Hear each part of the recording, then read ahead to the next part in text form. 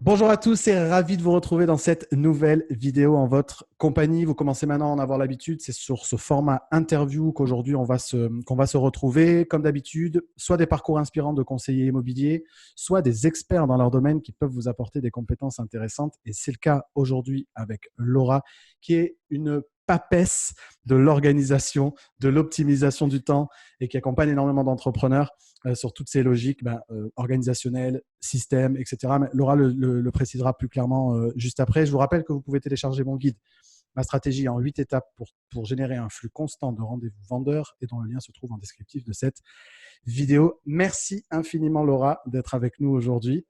Est-ce que tu peux te présenter pour les gens qui ne te connaîtraient pas? Oui, avec plaisir. Alors, je suis Laura Mabille. J'accompagne effectivement les entrepreneurs qui sont sous l'eau à cause du travail et je les aide à structurer leur entreprise pour pouvoir que ce soit plus eux qui doivent tout faire au sein de la boîte et qu'ils aient une équipe, des systèmes pour les soutenir. Et je les aide aussi à mieux s'organiser eux-mêmes, à mieux gérer leur temps, à être plus focus pour qu'ils puissent faire un maximum de choses en un minimum de temps et pouvoir avoir beaucoup d'impact dans leur activité et profiter de la vie à côté de ça, de leur famille par exemple. Ça peut être pas mal aussi de Ça temps peut en être temps. pas mal. Du coup, c'est un objectif qu'on a en commun. On en parlait la dernière fois qu'on s'était vu.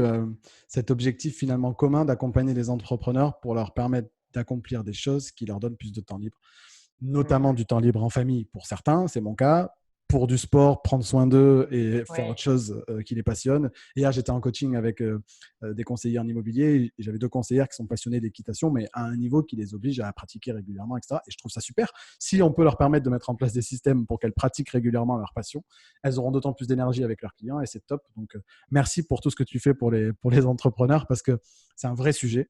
Je crois, si je ne dis pas de bêtises, que tu es également l'auteur d'un livre, d'un guide pratique sur le Miracle Morning. Oui, c'est vrai. Auteur du guide pratique Miracle Morning, comme tu l'as si bien dit, publié aux éditions First et qui est là pour aider justement les personnes qui ont envie de mettre en place une morning routine à voir comment ils peuvent le faire, comment ils peuvent ajuster un petit peu leur rythme de sommeil, comment ils peuvent pratiquer ces activités qui vont pouvoir leur apporter beaucoup de bien-être et plus de performance aussi au quotidien. C'est un Exact. sujet de plus en plus abordé par les commerciaux, donc par la population d'agents immobiliers à laquelle on s'adresse aujourd'hui. Ces notions de prendre soin de soi, etc., d'avoir du temps pour soi, de se poser les bonnes questions, etc. Et donc, je vous invite vraiment à aller jeter un coup d'œil à cet ouvrage qui est de grande qualité. Donc, parce que je sais que ça va vous intéresser et souvent vous me demandez des lectures utiles. Et pour le coup, c'est le bon moment de lire celle-là. Laura, pour rentrer dans le vif du sujet, toi qui accompagnes énormément alors des populations différentes, mais beaucoup d'entrepreneurs, c'est quoi l'erreur la Mm. plus fréquente chez les entrepreneurs en matière notamment d'organisation? Alors, erreur la plus fréquente, je dirais qu'il y en a trois. Ok. La première, c'est qu'on a souvent tendance, en tant qu'entrepreneur, à vouloir absolument tout faire. Et on se dit qu'on va être content et qu'on sera satisfait une fois qu'on aura tout fait. Sauf que bien souvent, on a une to-do list qui nous demanderait peut-être 48 heures chaque jour pour arriver à être bouclé et on n'a que 24 heures tous dans la journée. Donc déjà, de se mettre dans cette optique de il faut que je fasse tout, on se met dans une position d'échec dès le départ. L'idée, c'est pas d'essayer de tout faire, c'est d'arriver au milieu de tout ce qu'on a potentiellement à faire, identifier qu'est-ce qui est le plus important, qu'est-ce qui va nous permettre de générer le plus de résultats, qu'est-ce qui est prioritaire et de se concentrer sur ces choses-là. Et c'est là où on a le plus de résultats. Donc, Euh, première erreur, une erreur liée à où se situe ma valeur ajoutée en tant qu'entrepreneur et focuser là-dessus. c'est à la fois où se situe ma valeur ajoutée, de bien identifier ça et d'avoir aussi des moments de recul où plutôt que de se jeter dans la mêlée directement en début de journée et on se dit, ouais, il y a tellement de choses à faire, vite, vite, vite, il faut que je grappille les moins de petites minutes pour essayer d'avancer, mais du coup, on est le nez collé au pare-brise. C'est de prendre un peu de recul et se dire, OK, j'ai tout ça à faire, mais au milieu de toutes ces actions-là, qu'est-ce qui vraiment va faire bouger l'aiguille? Qu'est-ce qui va vraiment me faire avancer? Et c'est ces choses-là qu'on fait d'abord. Le reste, souvent, c'est des choses qui sont bien moins importantes, qui peuvent être même des fois oubliées, des fois déléguées ou en tout cas traitées plus tard. Et quand on sera dans un moment où on a un peu moins d'énergie et où c'est un moment plus propice en fait pour faire ces choses qui sont un peu plus anecdotiques, on va dire.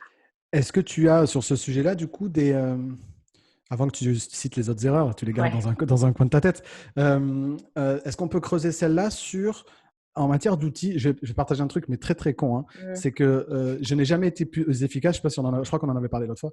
Je n'ai jamais été plus efficace que depuis que je suis revenu au post-it. Il est là, sur Mhm. l'ordinateur. Et tu vois, il y a 4 trucs à faire aujourd'hui. Il n'y en a pas 50, il y en a 4. Et ils sont par contre très importants pour développer mon activité. Ouais. Et m'être obligé à cet exercice de synthétisation de ce qui est important à faire. C'est ce que dans Gary Keller, dans son livre The One Thing, explique. Hein, c'est vraiment, c'est pas la to-do list, quoi, c'est la success list. Quoi, c'est qu'est-ce qui peut Mm.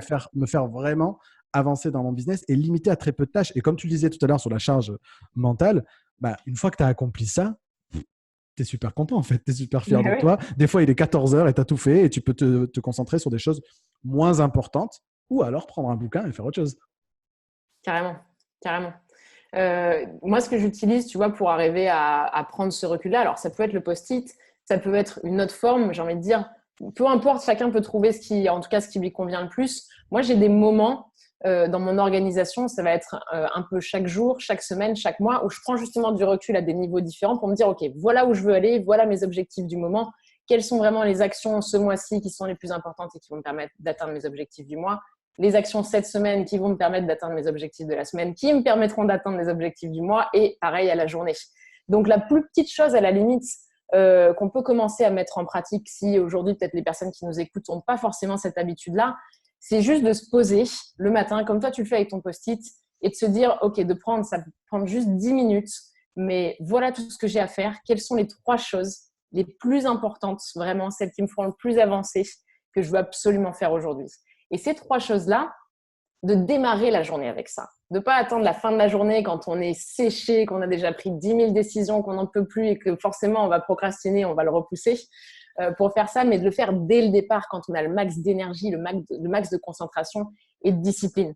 Et c'est là où, en fait, en faisant ça, ça nous permet d'avoir bien plus naturellement de faire les choses importantes et nous-mêmes, du coup, de finir la journée en étant content parce qu'on se dit, j'avais défini 3 choses à faire, j'ai pu les boucler, ça c'est bon, au lieu de finir en se disant, il me reste encore 15 000 choses sur la to-do list, j'y arriverai jamais, quoi. Ok, donc ça c'est important. Est-ce que du coup on met en place du time blocking? Est-ce que vraiment on alloue du coup du temps pour ces choses qui sont vraiment importantes? Je prends l'exemple des agents immobiliers, c'est que on procrastine tellement parfois la prospection et générer des rendez-vous vendeurs qualifiés, c'est la priorité des priorités parce que sans ça, le reste ne peut pas de toute façon se dérouler. Donc il n'y a pas de chiffre d'affaires s'il n'y a pas de rendez-vous généré. Et je vois encore trop peu de conseillers immobiliers qui juste allouent un temps donné à la journée, à la semaine, peu importe, à cette tâche qui est le one thing, pour le coup, le truc capital. Est-ce que toi, du coup, tu fais ce time blocking, tu t'alloues des temps pour certaines tâches qui sont primordiales et prioritaires? Carrément. En fait, la façon dont je procède, et que ce soit du time blocking pour de la prospection ou quoi, effectivement, ça peut fonctionner de la même façon. Moi, personnellement, tous mes matins sont dédiés, toutes mes matinées sont dédiées aux actions les plus importantes. C'est la forme que ça prend dans mon domaine. Dans d'autres domaines, effectivement, comme pour les agents immobiliers, ça peut être de verrouiller du temps pour la prospection à un moment donné dans la semaine qui convient le mieux pour ça. Mais le fait que ce soit bloqué, ça permet effectivement de dire, OK, il y a un moment qui doit être pris dans tous les cas pour ça, et de ne pas se dire, je verrai quand j'aurai le temps, ou en fait, en fin de compte, tu l'as jamais. Et donc, ça ne fait que repousser quelque chose qui est pourtant très important. Donc, time blocking, c'est effectivement quelque chose qui peut permettre d'y arriver. Et, et j'ai envie de dire, pour revenir justement sur ce petit conseil de définir en tout cas les choses les plus importantes le matin ou même en début de semaine, un des trucs, et alors ça rejoint une erreur, ça rejoint une erreur dont je te parlais tout à l'heure. Donc, on va dire que ce sera teasing pour la suite. Super, cool. Donc, il y a un coach américain qui dit de toute façon, ce qui n'est pas à l'agenda n'existe pas. Donc, cette notion de time blocking, pour moi, elle est vraiment indispensable. Je sais qu'il y a d'autres choses plus poussées et que j'essaye de m'appliquer à moi-même, qui s'appliquent peut-être un peu moins aux conseillers immobiliers de terrain, mais c'est le matin, tout ce qui est travail créatif, donc tout ce qui est pour nous qui s'adressons à des audiences, etc. C'est la création de contenu. Pour moi, c'est Ouais. imaginer les vidéos de demain, écrire des emails, etc., etc. Et ensuite, tout ce qui est interaction avec l'autre, plutôt l'après-midi, ça nécessite un peu moins d'énergie créative. C'est pour ça que les interviews, dont celle qu'on est en train de faire, se passent l'après-midi. C'est pour ça que les rendez-vous clients se passent l'après-midi, etc., etc. Donc ça, je ne sais plus de quel bouquin, mais toi, tu le sais. Il y a la partie management, c'est ça, l'après-midi, et la partie création le matin, ou je ne sais plus comment ça s'appelle. C'est Paul Graham, de le cofondateur de Y Combinator, un énorme accélérateur de start-up américain, qui parlait de ça dans son blog. Et je pense que ça a été repris dans pas mal d'autres Okay. choses. Mais c'est le principe, effectivement, du make your time, du temps pour faire, pour vraiment être dans, on va dire, j'exécute ou j'imagine, tout ça. Et manager time, Okay. où tu vas être plus en contact avec les autres, faire des réunions, faire des calls, ce genre de choses-là. Et lui, ce qu'il fait, c'est qu'il a un temps le matin en mode make your time pour faire les choses, et un temps l'après-midi, manager time, pour justement gérer ses équipes, ce genre de choses-là. Et derrière cette idée, ce qui est bon, en fait, peu importe que ce soit une matinée et un après-midi, l'idée, c'est juste d'avoir un temps pour chaque. Et ça amène, en fait, parce que un des challenges qu'on rencontre aujourd'hui, à la limite, c'est le deuxième point, la deuxième erreur que je vois le plus souvent, c'est que, en fait, on est constamment interrompu. Aujourd'hui, avec les smartphones, avec les emails, avec les open space, les collaborateurs que tu peux avoir du coup dans ton bureau, c'est d'arriver à avoir une journée où tu as peut-être 1 heure de temps concentré bout à bout. Pour certains, c'est un miracle. Et ça nous coûte un temps, mais monumental. Il y a une étude de l'université d'Irvine en Californie et d'Humboldt en Allemagne qui explique qu'il va nous falloir 23 minutes et 15 secondes en moyenne pour retrouver notre niveau de concentration après qu'on ait été interrompu pendant plusieurs minutes. Donc en fait, pour le quotidien de la plupart des gens, quand tu multiplies ces 23 minutes par le nombre d'interruptions que tu peux avoir dans ta journée, tu te dis que tu n'es jamais concentré. Tu n'es jamais concentré sur ce que tu fais. Et donc, tu perds beaucoup de temps à cause de ça. Donc, un dossier que tu aurais peut-être pu traiter en 30 minutes, il va te prendre 1h30, il va te prendre 1 heure, 1h30. Et il y a un vrai gain de temps à, du coup, avoir ces moments où tu vas vraiment focus sans te laisser distraire par le téléphone, par les réseaux sociaux, par les interruptions. Et on peut voir justement comment ça peut se passer. Mais, et des moments où on est plus disponible pour les autres, ça, c'est un énorme gain de temps potentiel. Est-ce que tu veux nous partager une troisième erreur ou est-ce que tu veux qu'on creuse celle-là? Tu sais quoi, je partage la troisième erreur parce Allez. qu'on va pouvoir solutionner justement celle-là avec un petit bout de ce que Très bien. Très bien. L'autre erreur, en fait, et on nous a appris à faire les choses comme ça, donc c'est un peu normal qu'on ait cette approche, c'est que on a trop tendance à miser sur notre discipline personnelle pour arriver à devenir plus efficace ou pour arriver d'une façon générale à avoir les bons comportements, que ce soit faire plus de sport, manger plus équilibré, ce genre de choses-là. Et il y a une autre option qu'on sous-exploite complètement aujourd'hui qui n'est pas de miser sur notre discipline, mais de miser sur notre environnement pour nous aider à prendre les bonnes décisions et à avoir les bons comportements.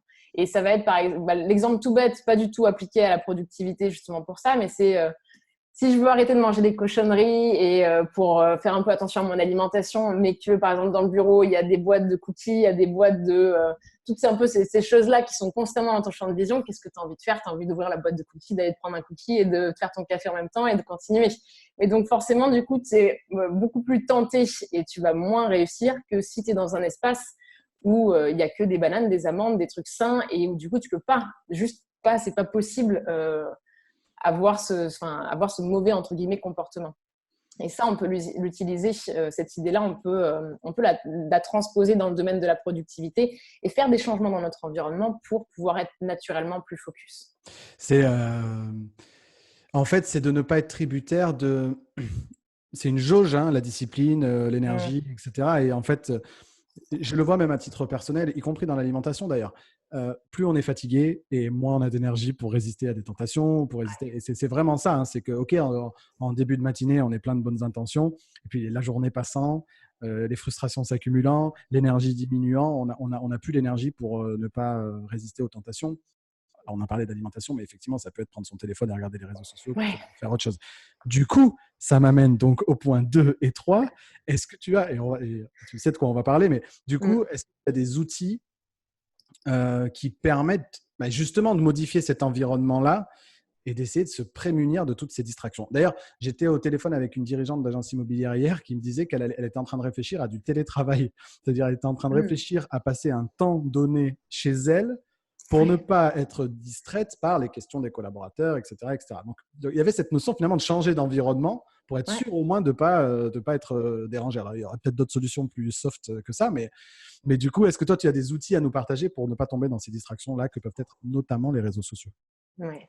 C'est assez marrant, pour rebondir sur cette directrice justement à qui tu as parlé, Jason Fried, qui a écrit notamment Remote, enfin plein de bouquins justement autour du travail, de la productivité.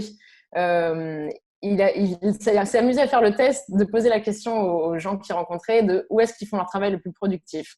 Et tu avais des personnes qui disaient dans l'avion, dans le train, dans les cafés, dans les bibliothèques. Et la réponse qu'il y avait pratiquement jamais, c'était au bureau. Surtout quand tu as des collaborateurs, parce que c'est en fait la tanière de toutes les distractions, on va dire, le bureau.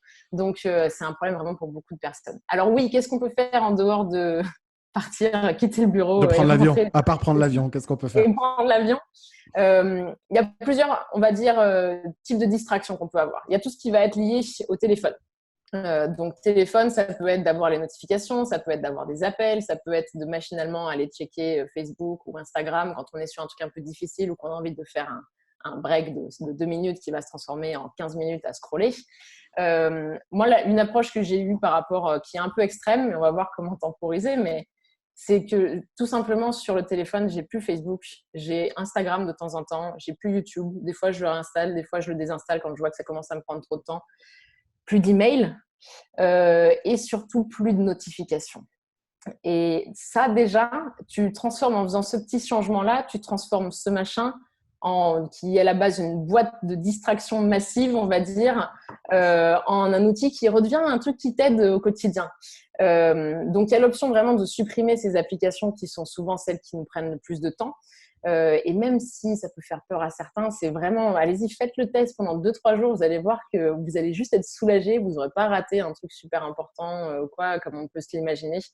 Donc, c'est vraiment un gain de temps potentiel que de faire ça. Et la deuxième chose qu'on peut faire pour déjà diminuer les interruptions qu'on a avec le smartphone, c'est de supprimer effectivement les notifications. Et si aujourd'hui, il y en a qui nous écoutent et qui ont encore beaucoup de notifications activées, d'un petit pouce du doigt. Le jour où j'ai fait ça, j'ai supprimé les notifs de 26 apps. Si on compte 2 notifs par jour, il y en a certaines qui en envoient beaucoup plus, il y en a d'autres qui en envoient bien moins. J'ai supprimé en fait d'un seul petit pouce du doigt 52 sources de notifications quotidiennes.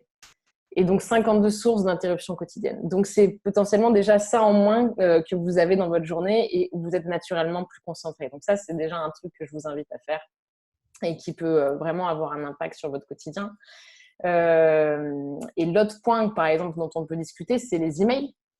Les emails, du coup, je pense que c'est quelque chose pour les agents immobiliers aussi qui prend pas mal de temps. Ouais. Quand on a tendance à les traiter au compte-gouttes, c'est là où ça nous bouffe le plus de temps et ça nous coupe à chaque fois dans ce qu'on est en train de faire. Alors que juste d'avoir l'approche de grouper le traitement des emails, c'est déjà un gros gain de temps dans la journée, au lieu de faire au compte-gouttes, d'avoir un moment ou peut-être 2 créneaux de 15 minutes, 20 minutes dans la journée où vous les gérez.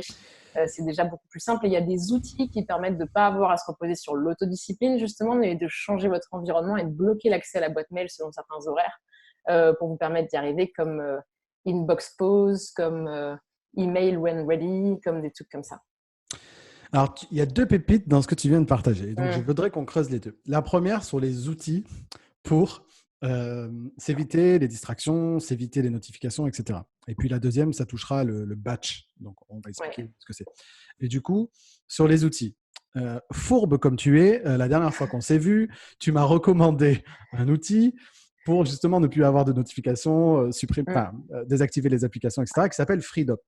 Okay, donc, moi, bête et discipliné, dès le lendemain, je télécharge Freedom et je dis « Ok, ça y est, bienvenue dans le monde libre, je vais pouvoir enfin être libre. » Et j'ai eu une approche, comme souvent malheureusement, un peu extrême. Donc, je suis parti du principe que je voulais régler 2 problèmes. Le problème, c'est mon attachement au téléphone dans le cadre de ma vie de famille, donc entre 19h et la nuit, quoi, et minuit, pour passer du temps de qualité avec mes enfants et avec ma femme. Donc, je l'ai mis en application à ce moment de la journée, mais aussi le matin jusqu'à 13h pour justement répondre à ce qu'on disait tout à l'heure, avoir ce temps de création où je ne suis pas distrait, etc., où je peux vraiment me focusser sur des choses où j'ai besoin d'être concentré. Bien évidemment, c'était bien trop extrême puisque donc j'ai j'ai désactivé les applications, donc Facebook, Instagram, enfin tous les réseaux sociaux, Gmail, j'ai gardé, je crois, WhatsApp. Bon. Et donc de 18h30 à 13h, quoi. Donc, je suis allé un peu trop loin, puisqu'en fait, en gros, dès le lendemain, quand j'ai eu besoin de checker un mail qui m'avait été envoyé il y a 3 jours, parce que Benoît, qui travaille avec moi, m'avait donné une information par mail, il fallait que j'aille la voir, il a fallu que je désactive le truc. Après, c'était, j'ai le groupe Facebook avec mes clients, etc., avec lesquels on interagit beaucoup. Ça m'embêtait de ne pas répondre à une question qui avait été posée, etc. Donc, j'ai désactivé. Et du coup, je suis passé d'un extrême à l'autre. C'est que pour le moment, elle n'est pas active, l'application, parce que je n'ai pas trouvé le bon mode de fonctionnement. Donc, je vais focuser quand même sur la partie soirée et vie de famille. Ça, c'est clair. Pour le travail, c'est encore un peu compliqué. Il faut encore que j'arrive à trouver le juste milieu. Mais je pense que déjà, comme tu l'as souligné, déjà les notifications, au-delà de désactiver l'application, je pense que les notifications, c'est déjà énorme. Mais ce que tu dis là, c'est cool parce que c'est le problème qu'on peut tous rencontrer. Et même moi, naturellement, c'est ce que j'ai envie de faire aussi. C'est qu'on découvre une solution à un truc qui nous enquiquine, pour pas dire autre chose. Et donc, on a envie d'y aller à fond directement.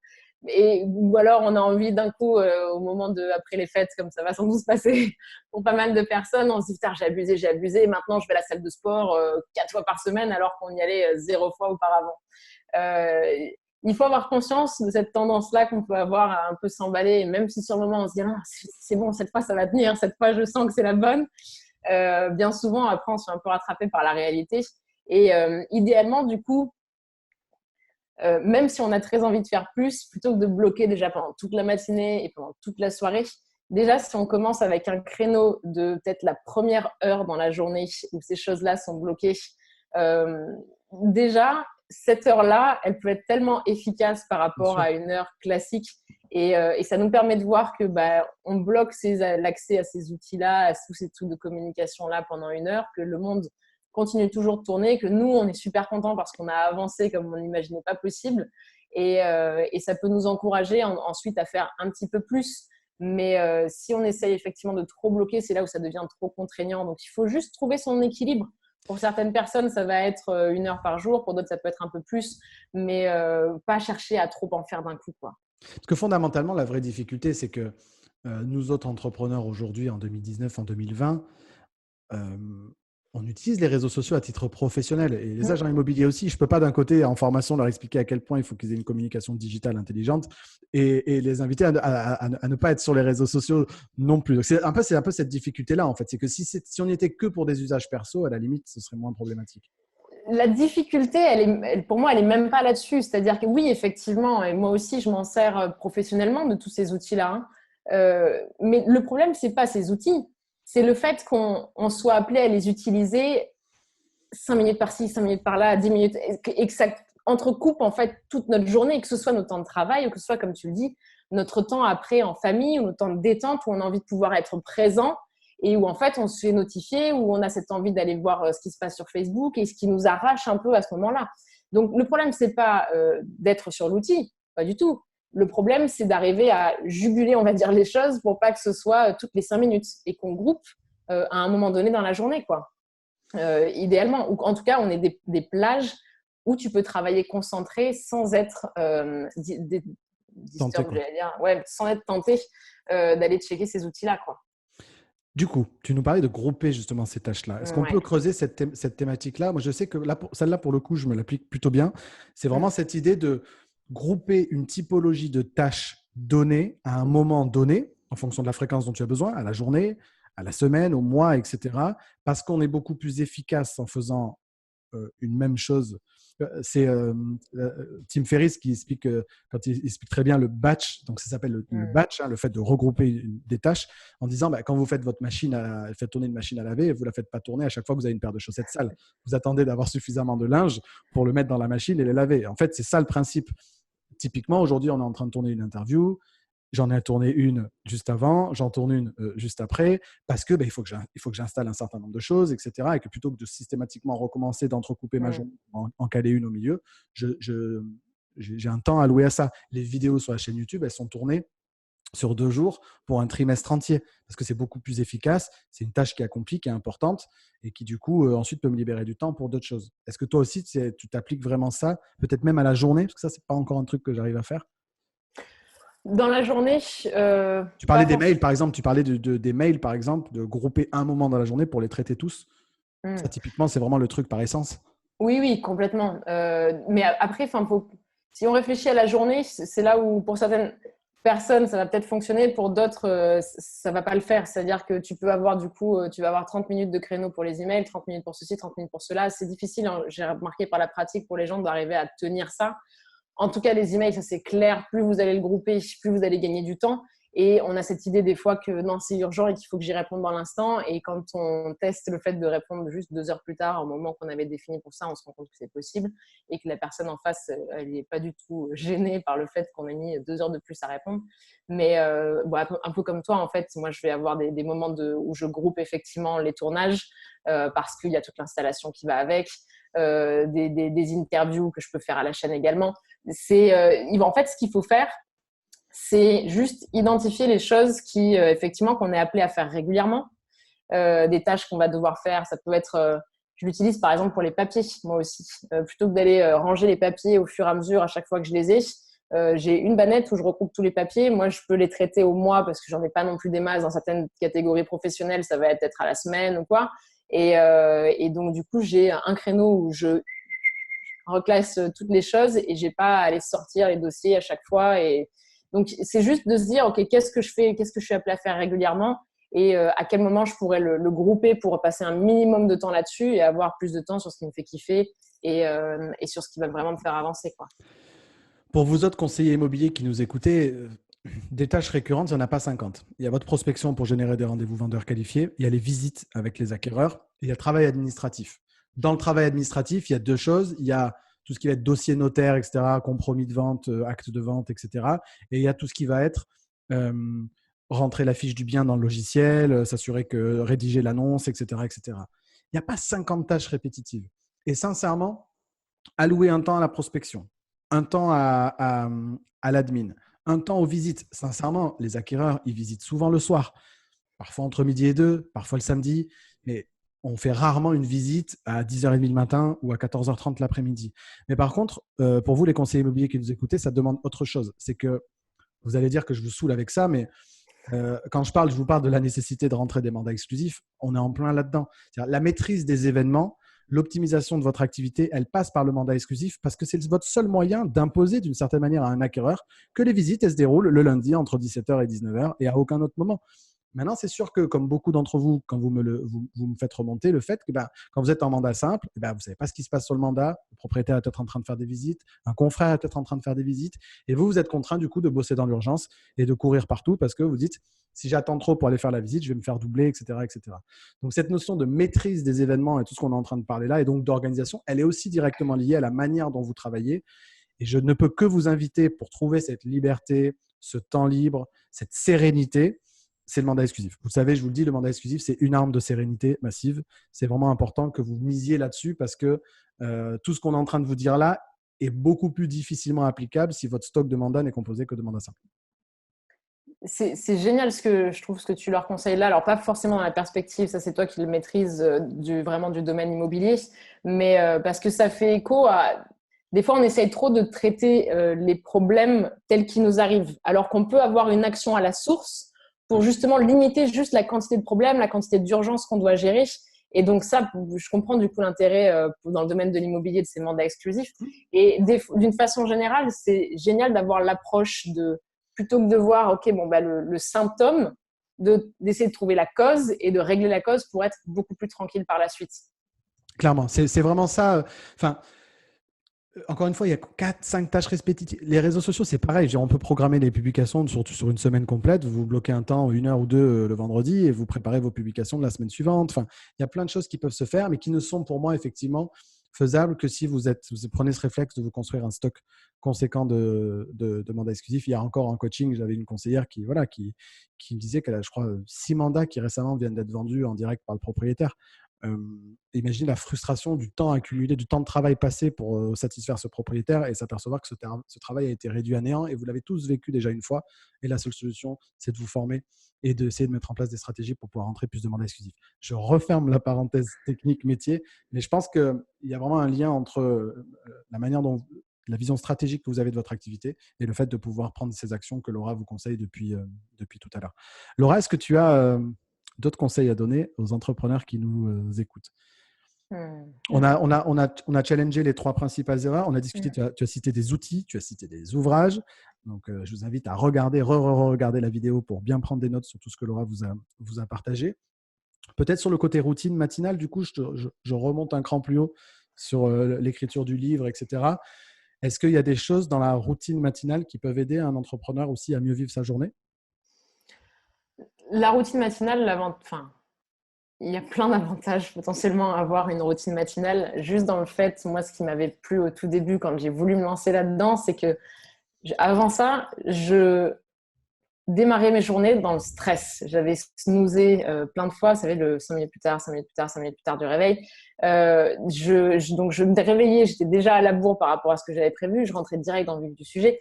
C'était vraiment une façon, enfin, pas agréable du tout pour moi de démarrer la journée. Et la routine matinale, elle vous permet de démarrer la journée, non pas dans le stress, mais dans un moment pour vous, qui à un moment donné qui va être agréable et qui va vous permettre de donner une bonne dynamique à votre journée. Alors, tout dépend en fait des envies de chacun. La routine matinale, si on s'y donne un peu de temps, si on s'accorde vraiment 1 heure là-dessus, ça peut être un véritable cocktail de bien-être et de performance. Vous pouvez faire du sport, vous pouvez faire de la méditation, vous pouvez vous former pour être plus performant. Vous pouvez organiser justement votre journée, comme on en parlait tout à l'heure. Il y a plein de choses que vous pouvez faire. Et au niveau le plus simple, c'est juste de prendre un petit moment pour vous. C'est peut-être de pouvoir lire pendant un quart d'heure, 20 minutes, de vous faire une méditation pour vous aider à être un peu plus présent, à calmer la voix que vous avez peut-être en permanence, qui vous raconte plein de trucs là comme ça, qui fait que vous êtes toujours en train de réfléchir. Et en tout cas, rien que le fait de prendre 15-20 minutes pour soi au démarrage de la journée pour une activité qui va vous faire du bien, c'est de faire ça un jour, pilote. C'est typiquement c'est l'effet cumulé. C'est que petit à petit, vous allez avoir en fait un résultat qui dépasse ce que vous auriez pu imaginer en vous prenant juste ces 15 petites minutes, 20 petites minutes à chaque fois. Donc, si aujourd'hui vous avez envie d'avoir un petit peu plus de temps pour vous, de pouvoir un peu souffler, un peu respirer, que ce soit pour vous faire un petit peu de sport, un peu de méditation, un peu de lecture, le créneau du matin, c'est le moment idéal pour le faire et c'est quelque chose que vous pouvez faire sans avoir à vous lever à 5h30 comme je peux. J'ai vu que tu allais citer l'horaire, vous pouvez le faire A et puis tu n'as pas fini la phrase parce qu'encore une fois, dans la logique extrême des trucs, ça rejoint exactement la conversation qu'on avait juste avant. Je fais un petit coucou à ma belle-sœur qui tient le meilleur blog en langue française sur l'art de vivre italien et qui a voulu se lancer dans le Miracle Morning avec mon beau-frère. Et effectivement, quand on va dans une dimension un peu extrême du truc, enfin, pas extrême, mais littérale, c'est-à-dire telle qu'elle est décrite dans le livre, etc., elle est pas simple à tenir dans le temps. Encore une fois, si on n'y va pas de manière progressive. Et il n'y a pas de routine. Mon Miracle Morning, il démarre sûrement au moment où tout le monde est déjà en train de travailler. Moi, j'emmène les enfants à l'école le matin et Dieu sait que ça fait partie de ma routine et de mon bien-être d'ailleurs. Et derrière, c'est 30-35 minutes de sport. Alors, c'est vrai que du coup, je me retrouve devant l'ordinateur. Des fois, il est 9h10 et j'aimerais parfois travailler plus tôt. Mais en fait, avoir démarré la journée de manière structurée et quasiment tout le temps de la même manière, etc., je pense que ça donne aussi une structure sur la suite de la journée, en fait. Le fait de la démarrer, non pas dans le chaos, mais dans la structure, ça permet aussi d'anticiper le reste. Et encore une fois, bon, je médite pas, je lis pas à ce moment-là, j'emmène juste les enfants à l'école et je fais du sport. Et déjà, rien que ça donne une structure où tu te dis, OK, maintenant que j'ai passé 1 heure pour moi ou pour ma famille, maintenant, je peux me consacrer à mon activité de manière beaucoup plus efficace. Complètement. Du coup, c'est pas 5 heures du mat. Pas forcément. Non, mon Dieu, le nombre de fois où je l'ai entendu ça. Non, en fait, on s'en fiche de l'horaire. Ce qui est important, c'est la façon dont vous démarrez votre journée.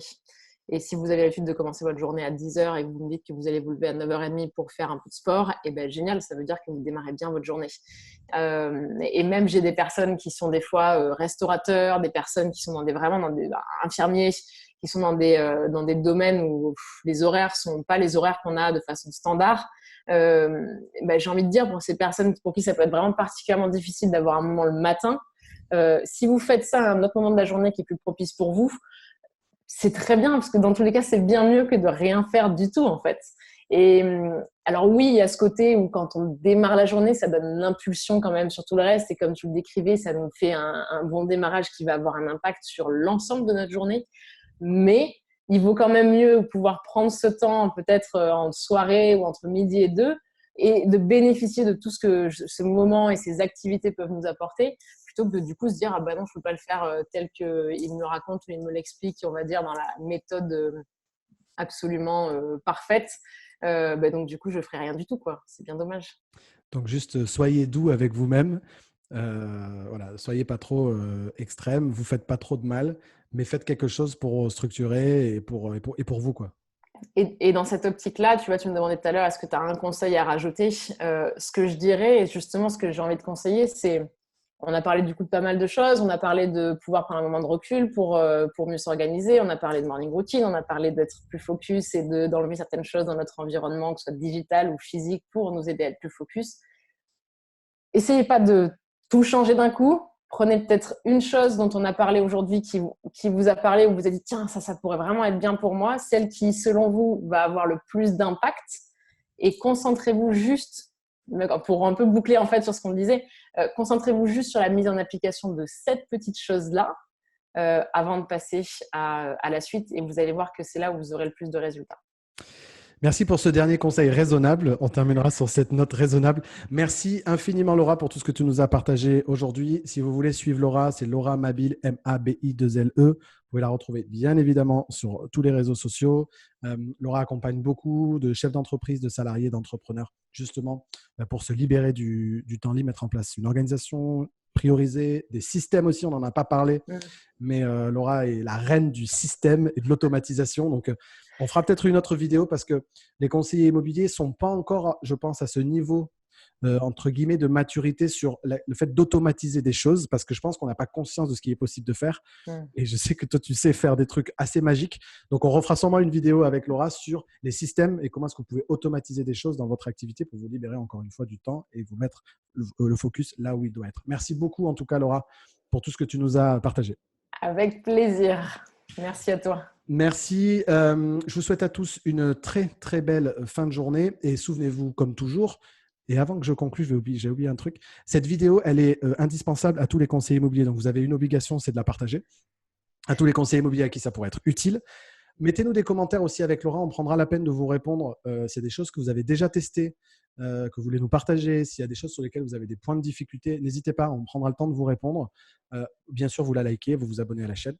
Je vous souhaite encore une fois une très, très belle fin de journée et souvenez-vous toujours que l'immobilier est plus près du cœur que de la tête. Ciao, ciao.